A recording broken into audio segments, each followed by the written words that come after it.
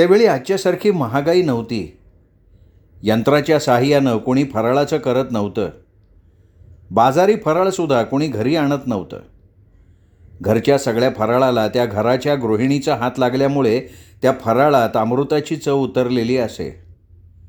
आमच्या वेळची दिवाळीसुद्धा सुखसमृद्धीनं भरलेली असायची. फराळाचे मोठमोठे पत्र्याचे डबे गच्च फराळाने भरलेले असत. घरी येणाऱ्या प्रत्येक पै पाहुण्याचं अगदी अगत्यानं मनःपूर्वक स्वागत केलं जायचं. लहानांना मोठ्यांना एकाच तऱ्हेची फराळाची ताटं मांडली जात असत. आमचं दैवत लक्ष्मीचं असल्यामुळे आमच्या घरी लक्ष्मीपूजन फार थाटात व्हायचं. बाबा त्या दिवशी महाकाली, महासरस्वती आणि महालक्ष्मीच्या खास मूर्ती आणून त्या सगळ्या मूर्त्यांची यथासांग पूजा करायचे. लक्ष्मीपूजनाच्या वेळी ते चौघड्यावर 8 पाकळ्यांचं स्वस्तिक काढून त्या स्वस्तिकावर लक्ष्मीची आमच्या देवघरातली मूर्ती ठेवून नंतर तिच्या बाजूला धनेश कुबेराची मूर्ती ठेवायचे. ही धनेश कुबेराची मूर्ती आमच्या देवाऱ्यातली नव्हती, तर या धनेश कुबेराची, महालक्ष्मीची आणि महासरस्वतीची मूर्ती देखील खास दिवाळीच्या पूजेसाठी बाजारातून विकत आणलेली असायची. एकदा का त्यांची पूजा झाली की नंतर बाबा या तिन्ही मूर्ती देवघरातल्या देव्हाऱ्यात न ठेवता व्यवस्थित फडताळात ठेवून द्यायचे. आमच्या देव्हाऱ्यात ओंकारेश्वर आजोबांच्या ज्या मूर्ती ठेवल्या होत्या तेवढ्या फक्त बाबांनी ठेवलेल्या होत्या. पाहुणा म्हणून आलेल्या गणपती मात्र आईमुळे आणि यल्लम्माचा मुखवटा आजीमुळे आमच्या देव्हाऱ्यात ठाण मांडून बसलेले होते. बाबा लक्ष्मीपूजनाच्या वेळी आम्हा मुलांना समोर बसवून आपल्या मधुर वाणीनं पूजा करताना मंत्र म्हणायचे. नमस्ते सर्व देवानी वरदासी हरिप्रिये या गती सत्वं प्रश्नानां साम्ये सात तव दर्शनात. असं संध्याकाळी लक्ष्मीपूजन झालं की ते आम्हाला सांगत, मुलांनो, सर्व जगात लक्ष्मी म्हणजे धनसंपत्ती, धनदा म्हणून ओळखली जाते. तर लक्ष्मी फक्त धनदा नाही, तर ती धन, धान्य, शौर्य, कीर्ती, धैर्य, विद्या, विजय या 7 गुणांनी परिपूर्ण भरलेली विष्णू भार्या राजलक्ष्मी आहे. त्या दिवशी बाबा त्यांनी नवीन आणलेल्या केरसुणीची सुद्धा पूजा करून आम्हाला सांगत, प्रत्येक घरातली केरसुणी घर स्वच्छ ठेवून घरातली अस्वच्छता, आळस आणि भांडणं या सगळ्यांना झाडून घरात शांतता आणि स्वच्छता ठेवते. सर्व रोगांचं मूळ असलेली घाण काढून टाकते. म्हणून त्या दिवशी लक्ष्मीबरोबर त्या केरसुणीला लक्ष्मीचा मान देऊन तिचीसुद्धा पूजा केली जाते. आणि आम्ही त्या नव्या केरसुणीला भक्तिभावानं नमस्कार करायचो. तेव्हा खट्याळ मंजी बाबांना म्हणायची, बाबा, दुर्गी गौरीच्या गोठातल्या खराट्याची इथे आणून पूजा नाही का करता येत? बाबा शांतपणे सांगायचे की म्हणजे त्या खराट्यानं देखील पूजा करता येते, जा घेऊन ये बरं. आणि त्यावेळी म्हणजे लाजून खाली मान घालत असे. बाबा नंतर हसत पुढे म्हणायचे, मुलांनो, ज्या घरात स्वच्छता असते, पवित्रता असते, मन शुद्ध असतं, त्या घरात लक्ष्मी असते.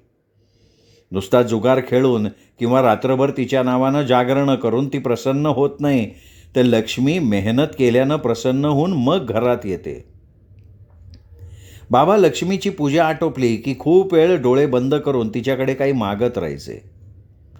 त्यावेळी मला माहिती नव्हतं की बाबा माझ्यासाठी लक्ष्मीकडे माझ्या आयुष्याची भीक मागत बसलेत. त्यांना त्यावेळी माहिती नव्हतं लक्ष्मी फक्त धन देते, ती जीवनदान देत नाही.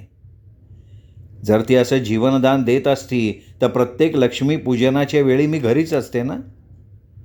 यावर्षी लक्ष्मीपूजन आटोपलं आणि दुसऱ्या दिवशी माझा वाढदिवस फार थाटामाटात साजरा झाला होता. मला अनेक भेटवस्तू मिळाल्या होत्या. त्यात भाऊबीज आली. आईने आणि माईने घराच्या कोपऱ्या कोपऱ्यात मातीच्या पणत्या मांडून ठेवल्या. तसं दिवाळी सुरू झाली की आमच्या घरात संध्याकाळी पणत्या पेटलेल्या असायच्याच. दिवाळीचा गर्द काळोख या चिमुकल्या पणत्या पुसून काढत. यावेळी आजीनी मला आणि मंजीला आणि यशाला भाऊबीजेची एक छान कहाणी सांगितली.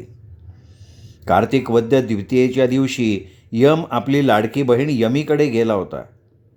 मंजी मध्येच म्हणाली, अय्या आज्जे, म्हणजे आमच्या वेड्या यमीकडे? तसं मी तिच्या पाठीत धपाटा घातला आणि म्हणाले, म्हणजे तू मध्ये मध्ये विनोद करू नको, गप्प बैस आणि आजीची गोष्ट ऐक. आजी पुढे म्हणाली, तर यमीला आपला भाऊ घरी आला म्हणून खूप आनंद झाला. तिने त्याला पाटावर बसवलं, मायेनं ओवाळलं. आपल्या मायेचं बंधन म्हणून त्याच्या हाताला एक धागा बांधला आणि आपल्या बहिणीची आपल्यावरची ही माया बघून गहिवरलेल्या यमानं यमीला नेहमी सांभाळायचं वचन दिलं. तेव्हापासून ही छान भाऊबीजेची प्रथा चालू झाली बरं. नंतर आजी म्हणाली की या भाऊबीजेच्या दिवशी यमीकडे आल्यामुळे जर त्या दिवशी कोणाचा मृत्यू झाला तर त्याला यमपुरीत जावं लागत नाही. वात्रट मंजी म्हणाली, म्हणजे तो सरळ स्वर्गात जातो आजी? तशी आजी उठत म्हणाली, तो कुठे मसणात जातो ते मला माहिती नाही आहे. चला उठा आता आंघोळीला. दिवाळीच्या दिवशी अगदी पहाटे आईने आणि आजीने मला, मंजीला, येशाला सुगंधी उटणं लावून आंघोळी घातल्या होत्या. माझ्या आईने बाबांना आणि माईनं दादूबाबांना देखील उटणं लावून आंघोळ घातली. तेव्हा दोघेजणं सारखे हसत होते. बाबा हसत दादूबाबाला म्हणाले, दादू, दररोज दिवाळी हवी. तसं दादूबाबा खरा आहे म्हणून हसले. नंतर आमच्या येशाला आईनं खास तयार करून पाटावर बसवलं. तेव्हा त्याचे ते सैल नवीन कपडे आणि डोक्यावरची ती जरीची टोपी घालून अगदी त्याला ताठ बसलेलं ध्यान बघून मी, मंजी, खो हसायला लागलो. तसा येशा जरा सैलून बसला होता. मी आणि मंजीनी येशाला ओवाळलं, त्याला राखी बांधली. मी का कोणास ठाऊक येशाला राखी बांधताना म्हणाले, येशा, तू यमासारखं मला सांभाळशील ना रे? त्यावेळी येशा मला म्हणाला, ताई, तू आणि मंजीताईनं बांधलेल्या सगळ्या राख्या मी जपून ठेवलेत, पण मला माहिती नाही मी तुला सांभाळीन का नाही, कारण तू खूप मोठी आहेस. पण तुझ्या राख्या मात्र मी सांभाळून ठेवी ना. त्याचं ते बोलणं ऐकून मी आणि मंजी खो करून हसलो. मी आणि मंजी काय करायचो, एकदा काय येशाला ओवाळून त्याच्याकडनं ओवाळणी घेतली आणि येशा पाटावरनं उठला की मी आणि मंजी त्याच्या मागे जाऊन हळूच त्याची टोपी उडवायचो. आमचा हा खेळ येशा जोपर्यंत आज्जेकडून ओरडायचा नाही ना तोपर्यंत चाललेला असायचा. आमची ओवाळणी झाली की नंतर पाटावर माझे बाबा आणि केदार काका बसत आणि माई त्या दोघांना ओवाळून राखी बांधत असे. त्यावेळी बाबांकडनं माईला बहुतेक लुगडं मिळायचं आणि केदार काकाकडनं एक चांदीचा बंधार रुपया मिळायचा. या दोघांची ओवाळणी झाली की दादूबाबा आणि केदार काकांना माझी आई ओवाळायची. तिला त्यावेळी दादूबाबांकडनं लुगडं आणि केदार काकाकडून तसाच बंदा चांदीचा रुपया मिळायचा. माझी आई हा केदार काकांच्या ओवाळणीचा रुपया नेहमी देवासमोर एका वाटीत घालून ठेवत असे. असे आईचे कितीतरी रुपये आमच्या त्या वाटीत देवापुढे जमलेले होते. आमच्या कौसल्या माईला मात्र केदार काकांनी ओवाळणीचा 1 रुपया दिला आणि ती माझघरात आली रे आली की मी लगेच माईकडनं तो रुपया मागून घ्यायचे आणि आजीच्या ते लक्षात आलं की ती ओरडायची, सोने, गधडे, अशी कोणाची ओवाळणी घेऊ नये, दे तो माईला रुपया अगोदर. पण मी ते ऐकायला तिथे नसायचीच ना. दिवाळीच्या वेळी राखी आणताना बाबा मला आणि मंजीला घेऊन राजापूर गावात जात असत. त्यावेळी मी माझ्या पसंतीच्या छान छान राख्या घ्यायचे. त्या सोनेरी, गुलाबी, कलाबूत जडवलेल्या राखीच्या सुंदर धाग्यात आम्हा बहीण भावाचं निर्मळ प्रेम हा धागा दाखवतो ही एकच भावना मला फार प्रिय वाटायची. दरवर्षी दिवाळी हसत हसत यायची आणि भुरकन संपून जायची. नंतर पुन्हा आम्ही अगदी दिवाळीची नव्या नवलाईनं वाट बघत राहायचो आणि अशाच एका त्या अमावस्येला आमच्या घराला काळं ग्रहण लागलं होतं. त्या ग्रहणाच्या काळ्या काळोखानं आमचं सुंदर घर गिळून टाकलं होतं. आमचं ते सुगंधाच्या लाटांनी भरून वाहणारं घर त्या लाटात अगदी माझ्या कागदी होडीसारखं वाहत वाहत जाऊन फुटून बुडून नाहीसं झालं. मी आणि मंजीनी येशाला बांधलेल्या त्या सुंदर राख्या कुठेतरी पडून नाहीशा झाल्या होत्या आणि माझ्या मंजीच्या कवितांची पानं वाऱ्यानं दूर भिरकावून फाडून टाकली होती. सुंदर फुलानं हळूच उमलावं आणि त्याच्या सुगंधानं ते उमललेलं हे सगळ्या जगाला कळावं अशा प्रकारे मला 13वं वर्ष लागलं.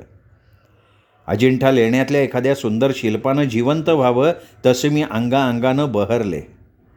माझी आजी तर माझी रोज कुणाला ना कुणाला शिव्या घालत माझी दृष्ट काढायला लागली. मी यौवनात शिरले आणि सगळं जग मला सुंदर भासायला लागलं. मंजीसारख्या गुलाबाच्या पाकळ्यातल्या कविता मी हळुवारपणे वेचायला शिकले. पावसातला प्रत्येक थेंब मला मोत्याच्या जलबिंदूप्रमाणे भासायला लागला. मला सगळं जगच सुंदर भासायला लागलं. निसर्गाच्या सुकलेल्या पानातसुद्धा मी सौंदर्य शोधायला लागले. त्यावेळी माझ्या दृष्टीनं आयुष्य म्हणजे फक्त एक मौजमस्ती हे समीकरण ठरलेलं होतं आणि आमच्या मंजीला माझ्या देखणेपणाचं विलक्षण कौतुक होतं. मी कधी डोक्यावरनं आंघोळ केल्यावर माझे ओले केस सुकवत अहिल्याच्या शिळेवर बसायचे. त्यावेळी आमची मंजी मला बघून म्हणायची, ताई, तू मोत्याच्या सरीत गुलाबी रत्नाचा हिरा असावा ना, त्या हिऱ्यापेक्षा सुंदर आहेस. मी मंजीची ती कवी कल्पना ऐकून खो खो हसायचे. एकदा मी तिला सहज विचारलं, म्हणजे त्या दिवशी मला बकुळ रानात काही झालं असतं तर तू काय केलं असतंस? तशी माझी मंजी एकदम रडली आणि मला म्हणाली, ताई, मी पण त्या क्षणी मरून गेले असते. मी माझ्या मंजीला घट्ट जवळ घेतलं आणि आम्ही दोघी बहिणी त्या न घडलेल्या गोष्टीबद्दल खूप रडलो. माणसाचे अश्रू त्याच्या मनाप्रमाणे फार अनमोल असतात. जे मन कधी सांगायला धजावत नाही ते वाहणारे अश्रू पटदिशी सांगून टाकतात. एकदा मी असंच आंघोळ करून अहिल्याच्या शेळेवर बसलेली असताना मंजीनं पटकन माझ्यावर एक कविता केली. ती कविता मला फार आवडली. मंजी म्हणाली, ताई, तुझ्या सोनेरी केसांवरून गळणारं पाणी सोनेरी रुपयाचं आहे. तुझ्या डोळ्यांवरनं ओघळणारं पाणी आकाशाच्या निळाईचं आहे. तुझ्या नाजूक पावलावरील पाणी गुलाबी मोत्याचं आहे आणि अशी सोनसळी माझी ताई फक्त माझ्या एकटीची आहे, फक्त माझ्या एकटीची आहे. ती कविता ऐकून मी उदास होत मंजीला म्हणाले, मंजी, कुणाला हरवणं फार दुःखदायक असतं नाही का गं? मंजी काही बोलली नाही. तिला वाटलं मी शांतीबद्दल बोलतीये. पण ह्या वर्षी माझ्या आयुष्यात काही वेगळंच घडत होतं. कसली तरी एक अनामिक हरवण्याची भावना माझ्या जीवाला सतत हुरहुर लावत होती. मला अचानक वाटलं होतं मी माझ्या छान बहिणीला लवकर हरवणार आहे आणि नंतर ती मला शोधूनसुद्धा सापडणार नाही. मला हल्ली अशा विचित्र भावना व्हायच्या आणि नंतर मी एकदम घाबरी व्हायचे आणि आजीच्या कुशीत शिरायचे. हे वर्ष तसं आमचं छान चाललं होतं. यावर्षी काही विशेष असं घडलेलं नव्हतं. आमची वेडी यमी पुन्हा म्हणून आमच्या घराकडे फिरकली नव्हती आणि हल्ली उमा काकू जरा स्थिरावल्या होत्या. त्या 2-3 वेळा आमच्या घरी 4-5 दिवस राहून गेल्या होत्या. तेव्हा त्यांनी शांती म्हणून आमचं अख्खं घर डोक्यावर घेतलेलं नव्हतं. माझे बाबासुद्धा आता मला काही न होता व्यवस्थित आहे हे बघून उमा काकूसारखे स्थिरावले होते. आमचं असं छान चाललेलं असताना एक स्वप्न मला पडलं आणि त्या स्वप्नानं माझं अवघं आयुष्य व्यापून टाकलं. त्या थंड काळोख्या रात्री मी माझ्या आजीच्या कुशीत गाढ झोपलेली असताना मला त्या काळ्या दगडी पायऱ्या दिसल्या. त्या पायऱ्यांवर अनेक चित्रविचित्र आकृत्या कोरल्या होत्या, पण त्या काही मला स्पष्ट दिसत नव्हत्या. फक्त तिथे काहीतरी कोरलंय एवढं जाणवत होतं. मी उभं राहून वाकून त्या पायऱ्यांकडे बघत होते. त्या पायऱ्या अगदी खोल पाताळात गेल्या होत्या. खरं तर त्या पायऱ्या बघून मी घाबरले होते. त्या पायऱ्यांचा स्पर्श आपल्याला होऊ नये म्हणून मी स्वप्नातसुद्धा मागे सरकले होते आणि नंतर अचानक त्या पायऱ्यांजवळ माझ्याही नकळत मी ओढले गेले. मी माझा परकर वर उचलला. माझं गोरं गुलाबी पाऊल त्या थंड पायरीवर ठेवलं आणि माझं अवघं विश्व माझ्या अवतीभोवती गरगरायला लागलं होतं. त्या गरगरण्यात आई, बाबा, आजी, मंजी, येशा, आमचे मुके सोबती, माई, दादूबाबा, अगदी केदार काकासुद्धा होते. मी त्या सगळ्यांकडे बघत त्या थंड पायऱ्या उतरून पुढे चालले होते. मी नंतर पुढे त्या पायऱ्यांवरनं जाताना नीट बघितलं. त्या पायऱ्यांवरच्या आकृतीवर कुणी हळदी कुंकू वाहिलं होतं आणि प्रत्येक पायरीवर एक पणती ठेवलेली होती. हे सगळं मला मी त्या पायऱ्यांवर उतरल्यानंतर दिसलं होतं. जणू मी त्या पायऱ्यांवर उतरल्यावर कुणी त्या पायऱ्यांवरच्या आकृती हळद कुंकू घालून आणि तिथे माझ्या येण्यानं पणत्या पेटवून ठेवलेल्या होत्या. मला एकदम जाग आली होती. मी बराच वेळ ते विचित्र स्वप्न आठवत जागीच होते. नंतर माझ्या आजीच्या कुशीत शिरून मी ते स्वप्न पूर्णपणे विसरले. त्या सकाळी आजी मला आंघोळीसाठी उठवत होती. मी उठले. आजीला म्हणाले, आज्जे, मी झोपलेली असताना या पांढऱ्याला बांधून ठेवत जा. बघ, हा माझं तोंड चाटून सगळं लाळेनं भरून टाकतो. त्यावर आजी काही न बोलता बाहेर निघून गेली. आमची देवपूजा आटपली, न्याहारी संपली आणि बाबा येशा मंजीला घेऊन शाळेकडे निघून गेले तेव्हा आई, आजी स्वयंपाकाला लागल्या होत्या. आज बाबा पांढऱ्याला सुद्धा घेऊन गेले होते आणि त्यामुळे मला खूप कंटाळा आलेला होता. मला सारखं वाटत होतं की जर बकुळ रानात तसं काही घडलं नसतं तर आज आत्ता या क्षणी मी त्या रानात असते. आता काही तरुणी दिसायला आपापल्या परीनं सौंदर्यात कमी जास्त असतात, तशी निसर्गातली काही ठिकाणं हे आपल्या निसर्ग सौंदर्यात दिसायला कमी जास्त असतात. पण माझं हे बकुळ रान आणि तो मारुती ओढा मात्र आपल्या सौंदर्यानं अगदी परिपूर्ण भरलेला होता. तिथल्या सौंदर्याला कसलीच तोड नव्हती, पण आत्ता तो मारुती ओढा माझ्यापासून दूर होता आणि हे माझं बकुळ रान माझ्या जवळ असूनसुद्धा आत्ता माझ्यापासून खूप दूर गेलेलं होतं. त्यावेळी अचानक मला एक विचित्र भावना झाली की मला आवडणारी प्रत्येक गोष्ट माझ्यापासून दूर जातीये. कदाचित हे माझं घर, माझी माणसंसुद्धा माझ्यापासून दूर जाणार आहेत. माझी ती भावना एवढी प्रखर होती की नुसत्या त्या भावनेनं माझा जीव भयंकर गुदमरला होता. मला भयंकर रडण्याचा उमाळा आला होता आणि मला शांतीची आठवण आली होती. तसं मी अभावितपणे पुटपुटले की खरंच शांते, आपल्या माणसांना सोडून जाणं फार दुःखाचं असतं बघ. नंतर त्या सगळ्या उदास भावनांनी मी आमच्या अहिल्याच्या शिळेवर माझे केस मोकळे खाली सोडून दोन्ही हात मागे रेलून डोळे बंद करून त्या रात्रीच्या स्वप्नाचा विचार करत बसले होते. तेव्हाच आई दारात आली आणि म्हणाली, सोने, असे केस मोकळे सोडून या शिळेवर तू बसू नको म्हणून किती वेळा सांगितलंय. चल आत ये, मी तुझ्यासाठी शिरा करते. मी डोळे उघडून आईकडे बघत म्हणाले, आई, मला काही होत नाही. आता बाबा आले ना की मी त्यांच्याबरोबर भाजीबागेत जाईन. आणि हे बघ आई, माझ्या शिऱ्यात मनुका घालू नको. त्या मनुका दाताला चिकटतात आणि मला ते आवडत नाही. आई बरं म्हणून आत गेली तसं मी पुन्हा डोळे झाकून त्या पायऱ्या स्वप्नाचा विचार करायला लागले. इतक्यात मला एकदम फुस असा फुसकारा ऐकू आला आणि मी पटकन माझे डोळे उघडले, माझ्या पायाकडे बघितले आणि विलक्षण दचकले. माझ्या पायाजवळ सोनेरी रुपयाचा गोल सडा पसरलेला होता. आपल्या लाल माणकाच्या डोळ्यांनी माझ्याकडे एकटक बघत तो आपला फणा पसरून माझ्या जराशा हलण्याची प्रतीक्षा करत तयारीनं उभा होता. माझी ती सोनसळी गुलाबी पावलं त्याच्या इतक्या जवळ होती की त्याच्या आतबाहेर होणाऱ्या काळ्या जिभेचा स्पर्श मला जाणवत होता. मी त्या साक्षात मृत्यूकडे आणि तो माझ्याकडे एकटक बघत होता. त्याच्या लाल नजरेत माझी निळी नजर मिसळून गेली होती आणि मला आश्चर्य वाटलं. मला त्या नागराजाची अजिबात भीती वाटलेली नव्हती. त्यावेळी मला आत आजी आणि आईचं बोलणं स्पष्टपणे ऐकू येत होतं. पण मी अगदी भारावल्यासारखं त्या विलक्षण सौंदर्यानं सळसळणाऱ्या नागराजाकडे बघत राहिले होते आणि कदाचित तो सुद्धा माझ्या सौंदर्यानं दिपून माझ्याकडे बघत राहिला होता. मी माझ्या उभ्या आयुष्यात इतका देखणा सर्प पाहिला नव्हता. तो एकदम लांबलचक, माझ्या बाबांच्या मनगटापेक्षा कितीतरी जाड होता. त्याच्या सोनेरी शरीरावर चांदीची खवलं आणि सोनेरी केस होते. मी सापाच्या शरीरावर असे केस पहिल्यांदा बघत होते. तो रुपेरी सोन्याचा सडा त्या उन्हात विलक्षण सुंदर तऱ्हेनं चमकत होता. दुरून बघणाऱ्याला वाटावं एखाद्या सोन्याच्या ताटात चांदीची नाणी भरून ठेवली आहेत. हा सर्प अगदी वेगळ्या अंगकांतीचा, वेगळ्या जातीचा होता. तो कधी कुठून इथे आला मला कळलंच नव्हतं. मी एकदम स्थिर शांत बसले होते आणि देवा तेव्हाच आमच्या जाईजुई बाहेर येऊन माझ्या खाली लोळणाऱ्या केसांवर खेळायला लागल्या होत्या. त्यावेळी मात्र मी घाबरले आणि अचानक मला आतून आईची हाक ऐकू आली, सोने, अगं शिरा गरम आहे, तवर घे खाऊन. आणि माझ्या आईच्या त्या आवाजानं तो नागराज एकदम सैल होऊन विजेच्या वेगानं सळसळत आमच्या फुलबागेत शिरला, नाहीसा झाला. तेव्हाच माझी आई दाराशी येऊन मला बोलवायला लागली आणि मला वाटलं अगदी 2 मिनिटं अगोदर ही इथे आली असती तर काय घडलं असतं.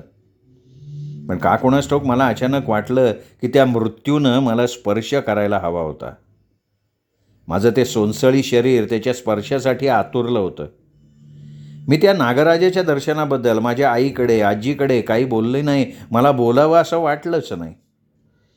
पण त्या दिवशी रात्री मी झोपताना आजीला विचारलं की आजी, सोनेरी केस असलेला रुपेरी खवल्याचा सर्प असतो का? आजी एकदम धसकून म्हणाली, सोने, असं का विचारतीयस? मी म्हटलं, अगं मी गोष्टी त्या चांदोबाच्या अंकात वाचलं. सांग ना आजी, असा सर्प असतो का? आजी म्हणाली, मला माहीत नाही सोन्या असा सर्प असतो म्हणून, पण एवढं मला माहिती आहे की एखादा अचानक असा सर्प स्वप्नात आला तर त्याच्या दर्शनानं धनलाभ किंवा दागदागिने मिळतात असं म्हणतात. मरू दे ग तो सर्प, तू झोप आता, रात्र खूप झाली आहे. हे सगळं ऐकणारी मंजी घाबरून म्हणाली, आजे समोरची खिडकी नीट बंद केली आहेस ना गं? मी आणि आजी हसलो आणि माझ्या आजीचं, परंतु ते सांगणं खरं झालं होतं. त्या दिवशी आमच्या शेतातल्या भाताचे पैसे आले होते. माझी आजी, आई, बाबा माझघरात बसून काहीतरी कुचू बोलत होते. नंतर थोड्याच वेळात बाबा पुन्हा गावाकडे निघून गेले आणि नंतर ते आल्यावर आजीने मला हाक मारली. मी पाहिलं, बाबांनी माझ्यासाठी एक लहानशी नाजूक सोन्याची साखळी आणलेली होती. त्या साखळीतल्या लॉकेटवर माझं नाव लिहिलं होतं. मला सोन्याची कर्णफुलं आणि 4 बांगड्यासुद्धा बाबांनी आणलेल्या होत्या. माझ्या आईने माझ्या अंगावर ते सगळे दागिने घातले. माझ्या हातावर साखर ठेवत म्हणाली, जा सोने, देवापुढे साखर ठेव, त्यांना नमस्कार कर आणि नंतर बाबांना आणि आजीला नमस्कार कर. आणि मी तसंच केलं. त्या दागिन्यांमुळे मला खूप आनंद झाला. कधी एकदा मंजी येशाला आणि माईला माझे दागिने दाखवते असं मला झालं. खरंच त्या नागराजाच्या दर्शनानं मला दागिने मिळाले होते. तेव्हाच मला एकदम आठवलं, आम्ही यल्लम्माच्या नवसाला जाताना आम्हा सगळ्यांना एक काळा सर्प रस्त्यावर दिसला होता. त्याच्या दर्शनाने मात्र कोणाला काही मिळालं नव्हतं. नंतर मी मनाची समजूत घातली, कदाचित तो सर्प काळा होता म्हणून आम्हा कोणाला काही मिळालेलं नसावं. म्हणजे सोन्याच्या रंगाचा सर्प सोनं देतो आणि काळा सर्प फक्त मृत्यू देतो. आणि माझ्या त्या समीकरणानं मला खूप बरं वाटलं. त्या संध्याकाळी मंजी शाळेतून आल्यावर माझे ते दागिने बघून ती आजीला म्हणाली, आजी मला नाही दागिने आणलेन? आजीनं तिला जवळ घेतलं आणि म्हणाली, म्हणजे अगं आज सोनी आता मोठी झाली आपली, म्हणून तिला बाबांनी दागिने केले. तू मोठी झालीस ना की तुलासुद्धा ते दागिने करतील. आणि समंजस मंजी ठीक आहे म्हटल्यावर माझी तिला चिडवायची गंमतच निघून गेली. हे वर्षसुद्धा नंतर असंच हळूहळू निघून गेलं. या पावसाळ्यात बाबांनी लावलेली तुकारामाची झाडं छान वाढली होती. बाबांनी आणखीन पुष्कळ झाडं या पावसाळ्यात लावली होती. ती सगळी रुजली होती. आणि माझ्या आईची कंबरदुखी थोड्याफार प्रमाणात चालूच होती. मला त्या पायऱ्याच्या स्वप्नानंतर पुन्हा म्हणून ते स्वप्न पडलेलं नव्हतं. या पावसाळ्यात वेडी यमी कुठे वाहून गेली देव जाणे. पण नंतर ती आमच्या घराकडे फिरकली नव्हती. नंतर पावसाळा संपून पुन्हा दाराशी दिवाळी कधी आली हे आम्हाला कळलंच नाही. या दिवाळीला मी 14 वर्षांची होणार होते आणि हे माझ्या आयुष्यातलं सगळ्यात गुंतागुंतीचं वर्ष आहे हे मला त्यावेळी माहीत नव्हतं. माझी 14व्या वाढदिवसाची दिवाळी नेहमीप्रमाणे छान गेली. त्यावेळी मी माझ्या लहानशा घरात फार सुखानं असताना एकदा अचानक माझ्या फार लहानपणीच्या एका घटनेचा उलगडा झाला. कधी काय होतं, एखाद्या गोष्टीचा गुंता सुटत नाही आणि कधी अचानक एखाद्या लहानशा घडलेल्या गोष्टीनं तो गुंता चटकन सुटला जातो आणि मन नंतर स्तब्ध होऊन जातं. तसाच प्रकार माझ्या बाबतीत घडला. मला त्यावेळी कळलं, मी फार लहान असताना माझे बाबा देवघरात मला मांडीवर बसवून हात जोडून मला आपलं आयुष्य का देत होते. शांतीच्या मृत्यूनं ते जरा का स्थिरावले होते. हे मला ज्या क्षणी कळलं त्या क्षणी मला माझ्या बाबांचं फार वाईट वाटलं. मला जर काही झालं तर घाबरे घुबरे होणारे माझे बाबा आपल्या खांद्यावर कसलं ओझं घेऊन उभे आहेत हे समजल्यावर मी फार दुखावली गेले होते. आमच्या घरी एक सवय आहे, घरात काही घडलं किंवा बेरात्री अवचित कोणाला जाग आली की लगेच चहाचं पातेलं चुलीवर जाऊन बसायचं.